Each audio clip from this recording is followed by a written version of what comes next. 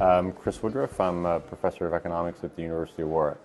So I should preface this all by saying I'm a quantitative economist and work mainly in quantitative methods. But I think I find qualitative research incredibly valuable in two dimensions, for two reasons. One, on the front end, we spend a lot of time in the field doing more open-ended interviews and more sort of just getting a sense of what people feel are important issues and what they feel and how they think about those issues. Because how they think about those issues affects the way we should be asking questions when we're asking more quantitative survey questions.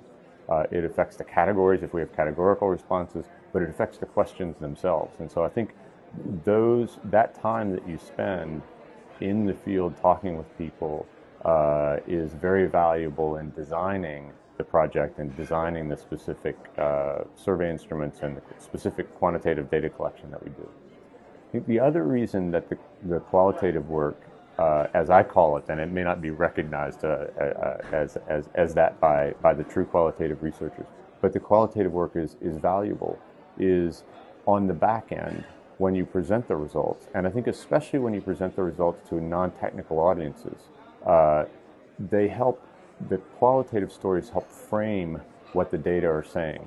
An anecdote goes a long way, and having the anecdotes from the field and having the ability to say, here's a story of an individual, and here's why the data tell me that same story is true for a lot of individuals, is a very valuable way, I think, to present the data to policymakers, to other people who work in the field, especially in non-technical audiences. But to be truthful, even in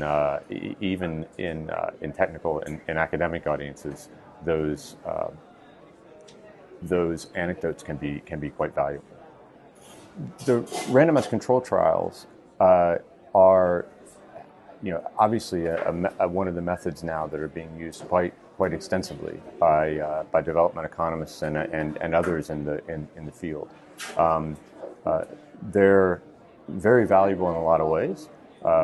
They give us the ability to answer a specific question very precisely. But often it's a very specific question, and we have to be careful of what the question is that we want to answer. As academics, we can frame the question in such a way that it leads to, it helps us answer a clear question in the academic literature. Often that's not the best way to frame it from a policy perspective. Let me give an example. I was involved in a project several years ago in Sri Lanka, in which we gave small grants to micro-entrepreneurs. Our interest was in measuring the marginal returns to capital in these businesses. And our interest was to try to understand individuals' behavior. If returns to capital were high, why were those individuals not investing in the business?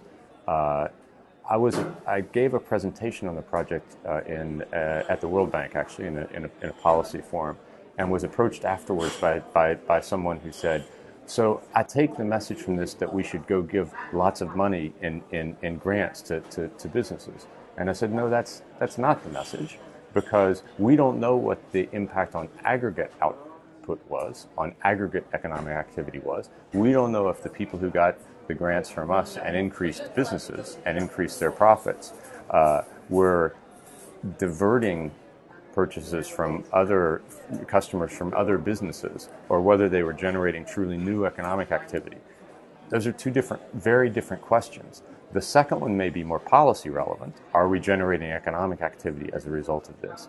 But it wasn't the question that we set out to answer. And I think we want to always be careful when we think about randomized control trials. Have very carefully in our mind, what's the question this trial is designed to answer, and not to oversell it from the perspective of policies that it may not be suited to answer. One of the challenges, in a sense, in that is that policymakers have become quite taken by RCTs. They're very easy to explain. One of the nice things about them, as opposed to kind of writing down a structural model and trying to estimate a structural model and so forth, that I'll never get them to understand. The randomized control trials are very easy to explain, and so they can have a very large impact. And I'm not suggesting we don't want to have that impact. I'm only suggesting that we want to be cautious at times in how we interpret what the results of the trial are.